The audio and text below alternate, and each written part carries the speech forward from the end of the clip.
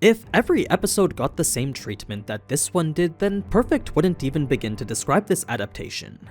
I'm not just talking about the stellar animation which brought this fight to life, but also the pacing, tone, and even anime original changes which built upon it. Like, we know the Ant King has a skill which allows him to obtain the powers of those he eats, yet in the manhwa and novel he doesn't even use them. He has 5+ S ranks in his stomach, yet for some reason doesn't make use of any of their abilities. So to see the Ant King use these ice powers here in the anime, well, that's a change I very much welcome. It shows the Ant King is constantly evolving in a way that perfectly suits him.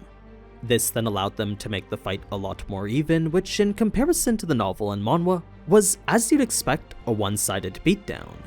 So it's here the episode sees its biggest changes, since a large majority of the fight was given through the perspective of others. It's an interesting way to portray what's usually Sung thinking about how strong he's grown. So, if you want to see how this climactic fight differed between all three mediums, stick around as we'll go through all of it.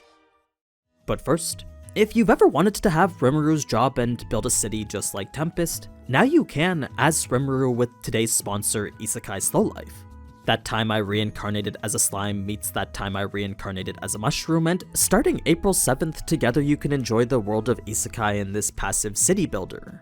You'll create your own thriving village and constantly expand it, meet waifus which you can bond and start a family with, then use said harem to open new shops and businesses. It's pretty much what Rimuru does minus the whole harem thing. Rimuru's upper circle will be joining you as well, so if you wanted to have Benimaru, Milim, Shuna, or Diablo join you on this journey, all 4 will be available as fellow members too. You can leverage them and their unique skills to help you build things up faster and bring them along for a new storyline filled with new characters, gameplay, rewards, and achievements. Then it's as you progress with them that more and more areas will be unlocked for you, and eventually your city will be filled with all sorts of simulative fantasy experiences. There's plenty of interactive areas like the inn, magic farm, blacksmith shop, and even fishing dock. Combine that with a kingdom containing even more, an in-depth dating sim with lots of waifus, then a constant rotation of reward-filled minigames, and what you get is a fantasy RPG that's actually pretty immersive. So, if you want to follow in the footsteps of Rimuru and even play as him, then check out the Tensura collab with Isekai Slow Life using the link down in the description. But anyway, episode 24, Are You the King of the Humans? Covering chapters 101 to 104 from the manhwa and chapters 118 to 121 from the web novel. Let's start things off over at the TV station where, unlike how in the anime the feed disconnected due to a connection issue, the broadcast was actually cut off by the director himself. As damaging as it was to his TV station, it was too much to show the country their strongest hunters getting destroyed by a single ant. He refused to broadcast Ma's torture then Min's subsequent death. This was when he believed everything was over, up until someone would report someone else had appeared on scene. The director believed the only person who could save him was Jesus, but what he saw on screen was probably close enough. No one could tell who it was or what they were capable of, but the presence of someone so apparently confident was enough for the director to make a gamble on him. There was a chance this person may not have been a hunter at all, but now the director was determined to see this broadcast through. It's then the story would rewind to a bit before Sung's arrival, where an emotional perspective was given from the cameraman. Despite being backed into a corner, he had zero regrets knowing this was his equivalent of going out in a fiery blaze of glory. He didn't consider himself a true hero like the S-ranks who fought in front of him, but he was intent knowing he could at least support them. So, where before his life was nothing but menial jobs intended to slowly grow his career, now he was faced with an opportunity he'd never thought he'd get to be a part of. His position as a hunter, though one he wasn't very fond of, had allowed him to capture something no other cameraman on Earth has. He had shown the world his own country's hunters successfully defeating the boss of an S-rank gate. So, knowing he was the person who captured such footage, well, deep down he was incredibly proud since everyone would get to see the valiant sacrifice of the hunters who fought for them. To him, his life's work as both a cameraman and hunter was coming to fruition. If there was one thing he did feel regretful over though, it was the devastating thought of never being able to see his father again. You see, as the person who took care of him after his mother died of cancer, knowing he'd never get to say goodbye really hurt. What went to hurt even more was that his last words were so mundane that the cameraman couldn't help but wish they could have talked for at least a little bit longer. Just as life always seemed to be though, time was ruthless and regret always arrived one step too late. So, with zero energy left to activate any of his tank skills, the cameraman would apologize to his dad, then accept whatever fate was about to come to him. What happened next was an incomprehensible sequence of events, since in one moment he was being saved by this shadowy figure, then the next a person he'd never seen before was forcing him to drink something. Seconds later he was fully healed, and that's when the cameraman would finally realize this could be the person he thought it was. It was a truly perplexing turn of events I'm sure would shock anyone. Now, the reason Sung didn't show up sooner was because the broadcast he was watching was delayed. By the time he realized it was 10 minutes behind, the damage to Korea's S-ranks had already been done. Luckily for him, he was able to save the weakest person present first. Sung's action after would be the most important, since with the other S-ranks still in a dire situation, he needed a way to clear the ants without injuring those they were attacking.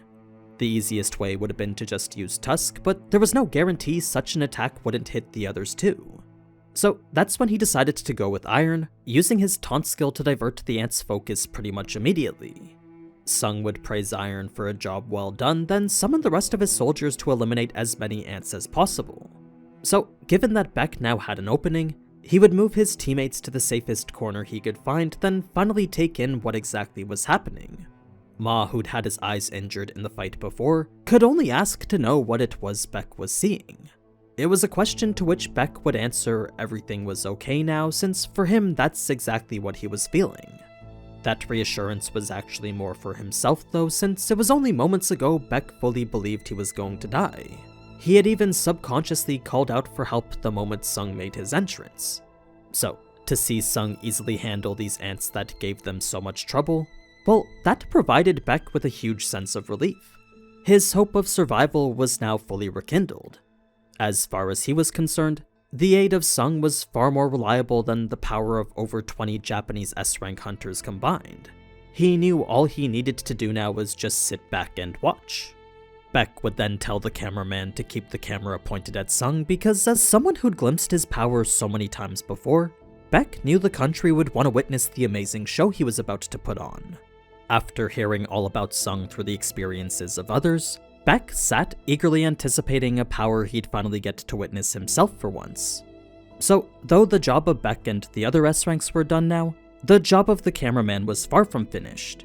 It was by the time he realized what he needed to do though that Sung would have cleared almost half the ants already. He had killed so many he actually lost count, and it was so easy that he found himself completely unbothered by them. Compared to the enemies of the Demon Castle, these ants were quite literally just that. That's when Sung would decide to clear the ants out faster, leading him to resurrect the dead ones without a care for who was watching. Unlike how the anime didn't even show it, Sung wasted no time creating more soldiers for his shadow army. He didn't even bother to hide it either, so everyone across the world bore witness to his shadow extraction ability. None could actually understand what it was, but this ability was definitely no longer a secret now. So, the cameraman was the first to be overwhelmed by the shock of it, since shadowy ants pulling themselves from the ground was far beyond his own personal scope of comprehension. Beck was a little more calm himself, but with this being his first time witnessing Sung's summons as well, he was more so in a state of awe. Now, it didn't take long for the shadows to outnumber the living, so with Sung's army of darkness pushing back their counterpart, all those watching gained a little hope again. It was a stark contrast from the bleak despair they felt only moments ago. Since the last thing they saw was the Ant King dismantling their hunters, what the viewers were experiencing was quite literally a roller coaster of emotions. Like, victory seemed assured when the Queen was defeated, then defeat seemed imminent after the Ant King came. Despair took over when reports confirmed Min's death, then everyone was in a frenzy wanting to know what happened after. They couldn't bear not knowing what happened to the other hunters. It was once the feed was restored and victory appeared in sight again that Sung's one-sided massacre would bring forth all sorts of emotion. Most were ecstatic by the sudden turn of events, while those who lost loved ones shed tears knowing revenge was near for them. None knew who this mysterious hunter on their screen was, but what they did know was that they wanted to cheer for him. It was excitement that only escalated when they found out he was a Korean too. For the TV director who'd been stressed for some time now, finally he could breathe a sigh of relief since it was looking like his gamble paid off. Min's death made it feel like the world was coming to an end, but the arrival of Sung showed him the light at the end of the tunnel. It was the greatest feeling to know things might work out okay. The remaining hunters just needed to make it to extraction. For the Japan team who withdrew already, any agreement made with them was now null and void. Any loot would no longer be shared, and if Korea wanted, they definitely had a right to demand reparations themselves. Things certainly weren't going the way Japan expected. Matsumoto had thought he planned for every possible situation, yet somehow a single monster had managed to get the best of him. So, shock couldn't even begin to describe what he was feeling right now. To make matters worse, his team couldn't even track where that monster was anymore. The same satellite they'd used to monitor the energy levels of the Queen now couldn't find a monster that was significantly more powerful. So the whole thing just didn't make sense to them. They were able to spot it back when it fought Goto, but the large bright light which indicated its powerful presence before was now nowhere to be seen. Not a single speck of light indicated that level of power anywhere. At first, such an anomaly was utterly incomprehensible, up until Matsumoto realized what was really happening. You see, as soon as he thought about it a little bit longer, that's when he understood how this monster was hiding itself. It had perfect control over its magical energy and, as a result, could turn it on and off whenever it wanted. This was why the research team failed to spot it before the raid, and it's the reason why Goto ended up being defeated by it. Japan had assumed their satellite data was all they needed, so never once did they consider the possibility of anything beyond that. It didn't occur to them that the ants would evolve in a way that could deceive them. So, this was what Matsumoto would consider the perfect failure, and as a result, this single oversight would cost them dearly. It was a steep price he fully expected to get worse, since to him it was only a matter of time before this monster crossed the ocean and reached the mainland.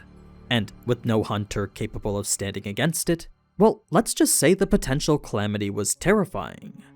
It was then that Matsumoto's team would relocate the monster back in the Queen's chamber, indicating it was no longer suppressing its magical energy like how it was before. This made Matsumoto assume it was fighting the Korean team, which, if all went well, would take them out too. It was a potential silver lining he thought he could get his hopes behind, up until a separate spot of light indicated another strong presence. At first glance, this light seemed to be as big as the monsters, but on closer examination it actually looked bigger. Not only that, but this second light was also surrounded by hundreds of smaller ones. Sung's shadows were so individually strong that each could be viewed as their own powerful presence by Japan's satellite. It was an oddly beautiful phenomenon none of Japan's researchers had ever seen before. Matsumoto would then demand to watch the Korean broadcast himself, unveiling the live-action version of what the satellite was showing him. The part of it that made their observations all the more terrifying was the fact the massive source of light was confirmed to be coming from one single person.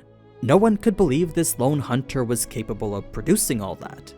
Chairman Go's reaction was exactly as we saw, but if you're wondering why he wasn't in the mission control room from the get-go, it's because his weak heart wouldn't have been able to handle it. I mean, we saw how excited he got just from seeing Sung, and even that was enough to give him a heart attack. So, whether the mission ended in success or failure, just being part of it was too much of a risk for him. It's the reason we see his personal doctor next to him in the manhwa. Seeing Sung extract the shadows of the dead wasn't good for him either, since that too got his heart racing a mile a minute. It did also show that Sung had hid the truth from him, but that didn't matter considering what he was doing now. At this point, the chairman was only curious about why Sung didn't want to join the fight before.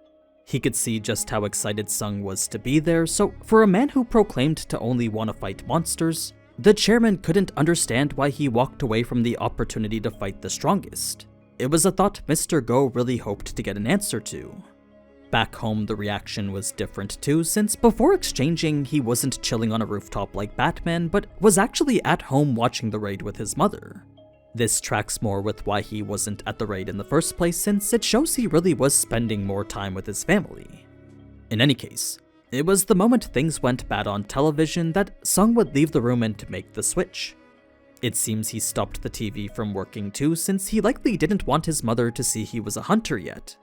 Unlike how Sung's mom already knows in the anime, in the manhwa and novel he's still keeping it a secret from her. He didn't want to burden her with the same feelings their dad did. Now, switching back to the raid, since saving Cha was the #1 priority, that meant getting everyone out was the most important. It was before they could that's when the Ant King would appear, once again depressing every viewer who was watching. Since the last time they saw it, it was demolishing their hunters. Now they were worried the same thing was about to happen again. After eliminating Cha in one hit only, no one really thought a ranged mage type would do any better. So Beck would be the first to offer assistance, but Sung would insist no one step up at all. Reason being that, to him, the fight would be way faster if they didn't. It was a suggestion not many of the others could fully get behind, but decided to respect anyway due to the power Sung exhibited back when fighting the Swarm. This was actually why Beck thought Sung needed help to begin with, since with all the summons he used to clear the Swarm, Beck figured he'd be running low on mana now. He was worried that Sung may run out of magical energy mid-fight or something. This was a concern that only went to confuse Sung, since maintaining his soldiers always cost him nothing. If you remember from one of my last videos, the only time Sung used mana was when he needed to regenerate his soldiers. So his magical energy was rarely, if ever, a problem for him. This, however, wasn't knowledge anyone was privy to, and Sung wasn't planning to share it with them now either. No, he instead simply stated how his summons didn't require as much magic energy as they thought. It was a statement that went to shock everyone equally, since what other weak point would Sung have if not for an unsustainable mana cost? Sung wasn't gonna reveal any more than that though, so that was a question all would have to sit on. Now, Sung had immediately recognized the Ant King, and the Ant King immediately recognized him. Both were extremely powerful entities, but the Ant King's observations of such was spoken the exact same way that Goto once did. This brings us now to their face-off, where Sung's close proximity to the Ant King would lead viewers to think the outcome was already decided. I mean, here was this monster who just ragdolled Korea's sturdiest tank, and here was Sung casually walking into melee distance of him.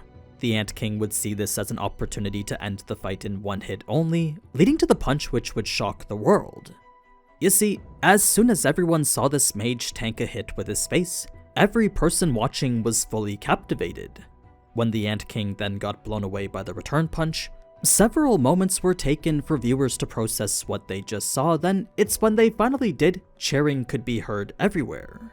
The Ant King fully expected to at least send this new opponent flying, but when it neither died nor even budged, Sung barely gave it a moment to feel surprised.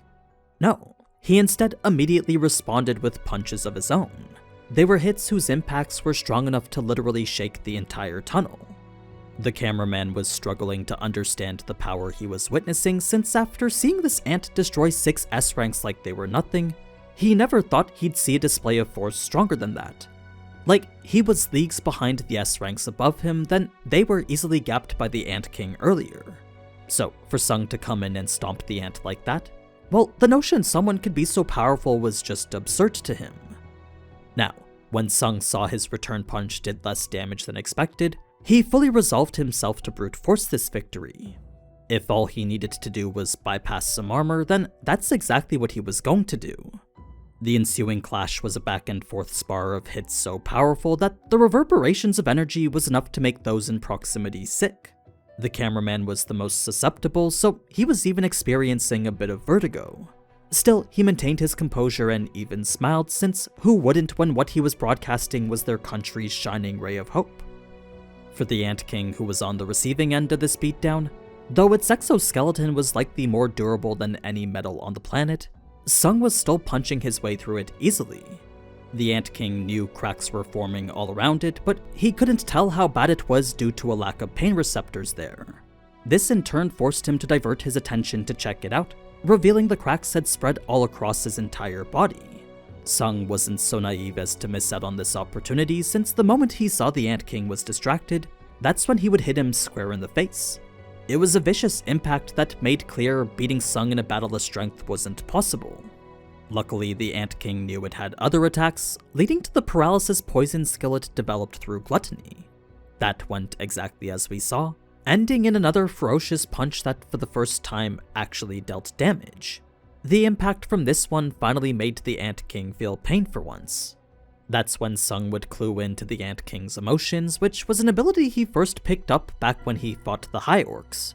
He didn't think much about it then though, because there he thought he was simply reading their facial expressions and gestures. Now that he was reading a monster that had no facial expressions, that's when he started to think perhaps perception unlocked some sort of new ability. So, Sung would go on to use this in more ways than one, since sensing its fluctuating emotions now allowed him to track its presence easier. Where the Ant King's speed usually enabled him to lose his opponents quickly, Sung could track him even if he lost sight of him. He could also read his emotions in a way that allowed him to know what it was planning. So, when the Ant King's anxiety changed to happiness, that's when Sung knew its strategy had changed again. Now, the reason the Ant King didn't engage with speed to begin with is because it essentially wanted to show off its kingly powers first. Now that that wasn't working though, the Ant King knew this was no longer the time to flex. Little did he know a battle of speed was where Sung felt most confident, so despite the ant being significantly faster than it was before, keeping up with it was no more difficult than when the fight had first started. This forced the Ant King to fight on the defensive again, resulting in a constant retreat backwards that Sung took full advantage of. With every step back it took, Sung would get more confident knowing full well the type of mental shock it was going through. He could feel exactly how shaken up this ant was. Then, it was in classic Sung Jinwoo fashion that he would first compliment both himself and how powerful he'd become, right before committing to a series of attacks which would finish the fight. The ant's exoskeleton was all but shattered now, so Sung could go in with Critical Strike to finish it off. So it was after landing Critical Strike dozens of times over that's when the skill would upgrade itself to Mutilate. His Stomp of the Ant was what enabled this skill to evolve mid-fight. It was the damage from Mutilate which would cause the Ant King's survival instincts to kick in, leading it to fly away much like how we saw in the anime. What the ant saw behind it though was the absurd sight of a human flying too. This wasn't Sung's insane speed propelling him through the air, but rather his ruler's touch skill elevating him to the same level the Ant King was. The Ant King would then resort to the only move it thought it had left, only to be shown it didn't even have numbers on Sung. Any advantages he thought it had was always immediately disproven with authority. Sung's shadows would then make light work of the Ant King's army, including Tusk, who Sung felt the need to give an extra warning to. Since his attacks were especially dangerous, Sung basically said if any of them hit the humans, then he would never summon Tusk again. Now, all the Ant King could feel at the end of this was a pure sense of terror unlike any he'd ever felt before. For the first time in its life, it knew fear. It also sensed what it could only describe as an insurmountable obstacle, since no matter how hard it tried, it knew it could never beat Sung. So, in these final moments before its execution, all the ant felt was complete and utter defeat. It felt absolutely inferior knowing it couldn't fulfill its sole purpose for existing. The queen made it to deal with the strong humans, yet when the strongest appeared it couldn't do anything. This was the existential thought the Ant King dealt with, while all Sung was focused on was the potential soldier he was about to gain. So, in order to ensure that process went smoothly, Sung first needed to make sure this ant was dead. He would finish the job all while commenting how now the Ant King was looking like a proper insect. But yeah, that's pretty much it for this episode. This was truly an experience, and I'm glad that I get to share part of it with you. Now, as we near the end of the season with one episode left, I hope some of you will stick around to see what I cover next. I do these videos for other anime too, so if you want to know more about shows like Re:Zero, Danmachi, Tensura, and maybe even the beginning after the end, consider subscribing since you'll get to see those. Or you can just come back whenever Season 3 comes out. Either way, the support for this series has been absolutely amazing, and I just want to thank you all for watching. So yeah, thank you. Until next time though, ciao.